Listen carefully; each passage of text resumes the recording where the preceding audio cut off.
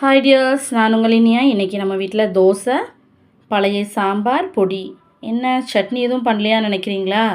இங்கே பாருங்கள், கொஞ்சம் தேங்காய் சட்னி, தக்காளி சட்னி காலியாயிருச்சு. என்ன பண்ணுறது?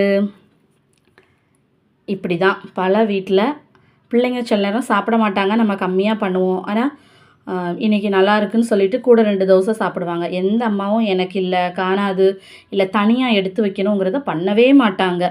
சுயநலம் இல்லாமல் பிள்ளைங்களுக்காக நல்லா சாப்பிடட்டும்னு இன்னொன்று சாப்பிடுமான்னு கொடுத்துட்டு இருக்கிற உறவு அம்மா தான். கால் கடுக்க நின்று நமக்கு எத்தனை தோசைனாலும் சுட்டு கொடுக்குறாங்கல்ல. சட்னி என்ன பண்ணுங்கள், வேஸ்ட் பண்ணாதீங்க. எந்த ஃபுட்டையுமே வேஸ்ட் பண்ணாதீங்க. அடுத்தவங்களுக்கு வேணும், நம்ம தட்டில் வச்சு மிச்சம் பண்ணிட்டா யாருக்கும் உதவாமல் போயிடும். அப்பப்போ வேணுங்கிறத கொஞ்சம் கொஞ்சம் எடுத்து யூஸ் பண்ணுங்கன்னு குழந்தைங்களுக்கு சொல்லி வளருங்க. இதில் எந்த தப்பும் இல்லை. வேணுங்கிறத சாப்பிட்லாம், வேஸ்ட் பண்ணக்கூடாது.